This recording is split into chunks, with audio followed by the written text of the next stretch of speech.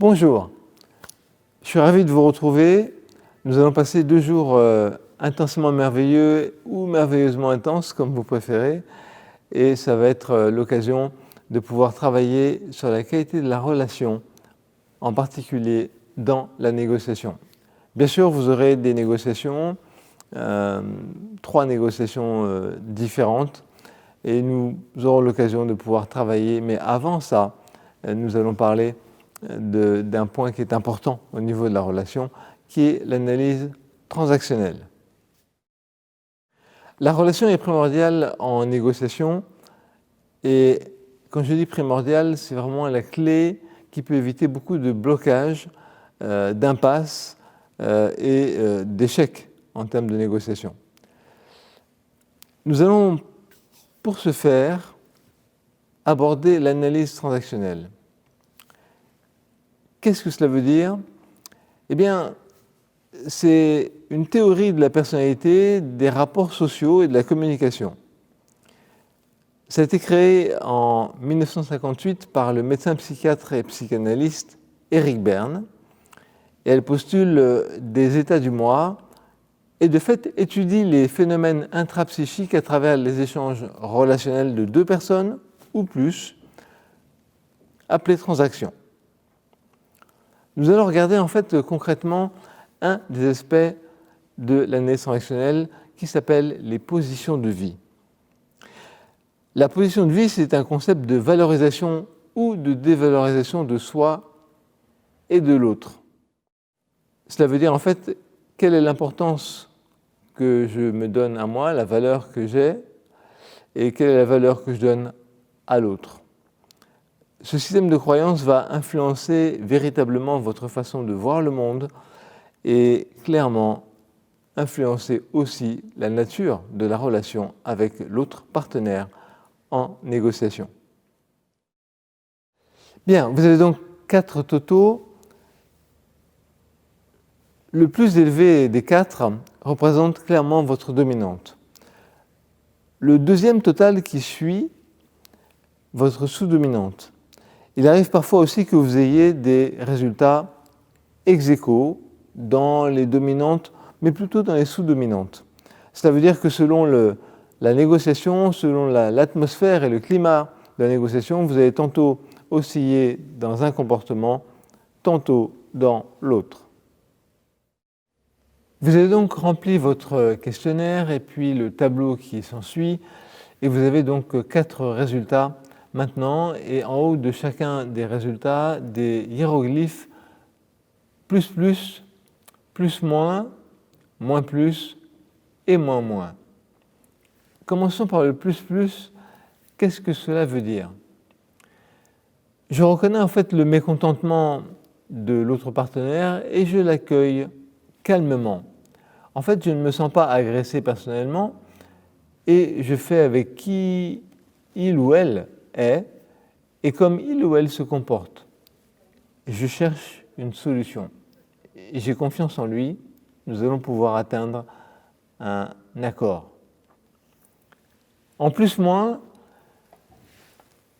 j'ai tendance à attaquer, à considérer que j'ai plus de valeur clairement que l'autre, et donc je vais l'attaquer, mais je peux aussi intervenir en sauveteur lorsque je sens que dans une négociation, par exemple, à plusieurs, je viens en sauveteur de quelqu'un qui aurait du mal à s'en sortir sans moi.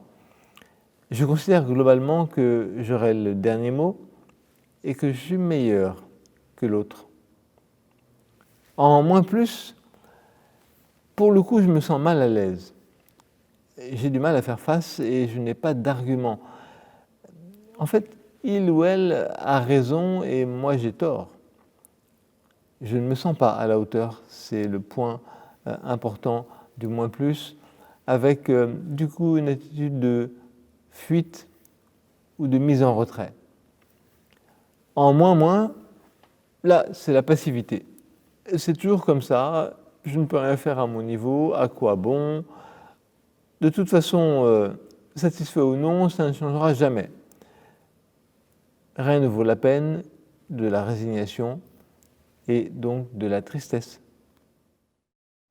Examinons ensemble la rencontre des positions de vie dans le cadre de la négociation. Lorsque vous avez une position de vie qui est en plus, et que vous êtes face à quelqu'un qui est également en plus, vous négociez de manière ardente et de manière constante. Face à un plus-moins, vous allez vous affirmer, vous protéger et demander clairement ce qu'il veut, échanger des informations également, négocier la façon de négocier et résister aux provocations. Lorsque vous êtes en position de vie plus-moins, face à un plus, vous allez chercher à le dominer ou à le provoquer pour engager la guerre. En plus-moins face à un plus-moins, chacun veut que l'autre soit écrasé, il y a une compétition négative, il y a un conflit d'opinion et un jeu de pouvoir ou de guerre.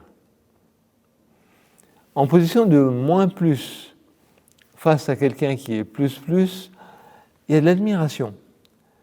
Vous restez sur votre réserve et vous acceptez sans discuter. Toujours en moins plus, face à un plus-moins, là, il y a une soumission. Vous acceptez, même si vous êtes sur la défensive, vous lui donnez raison. Soumission. En moins, face à un plus, vous avez tendance à vous mettre en retrait, ne dire ni oui ni non, ou rétorquer par des oui, mais. Et toujours en moins face à un plus, là vous vous laissez écraser, ou par l'obstruction, ou par le mutisme. Lorsque vous êtes en plus, face à un moins plus, vous avez tendance à le soutenir, à le rassurer, à faire émerger les capacités et l'inviter à négocier. Toujours en plus face à quelqu'un qui est en moins, vous exigez de lui qu'il participe, qu'il montre de la fermeté, qu'il structure son argumentation, qu'il refuse le défaitisme, qu'il garde confiance en lui finalement. En position plus-moins face à un moins plus, vous avez une tendance claire à dévaloriser, écraser, mépriser, attaquer et donner tort, bref, dominer. En plus-moins, toujours face à quelqu'un qui est en moins, là vous l'écrasez, ou même pire, vous l'ignorez, vous le persécutez, vous le ridiculisez, ça peut être difficile à vivre. En moins plus, face à un moins plus, il y a un dialogue de sourds. Chacun négocie au minimum et est tenté de passer en moins ou en plus-moins. En moins plus face à une personne qui est en position de vie moins, vous laissez faire, ou vous passez en plus-moins éventuellement, attaque, en voulant aider plus faible que lui. En moins, face à un moins plus, vous entraînez vers le moins, par l'ironie ou le défaitisme. Vous tirez la personne vers le bas. En moins, toujours face à un moins, pour le coup, le silence, le mutisme et une certaine gêne. Voilà la rencontre des positions de vie au sein de la négociation et comment les comportements vont se manifester. Je précise que les positions de vie concernent un comportement. Il ne s'agit pas d'un test de personnalité. Donc ce n'est pas « je suis comme ci » ou « je suis comme ça », c'est « je me comporte de telle façon dans un contexte de négociation ». À première vue, la position plus semble être la meilleure à atteindre, ou la position à atteindre. Malheureusement, cette position ne se décrète pas. Elle dépend aussi de la volonté des personnes qui sont en relation pour tenter évidemment de l'incarner.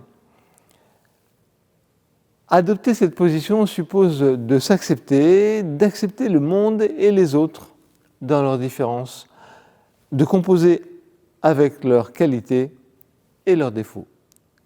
Ce n'est pas si facile. Certaines personnes parviennent à atteindre cette position, mais cela reste rare et surtout fragile, car cette position peut être remise en cause à tout moment selon mes humeurs, mes émotions et les circonstances.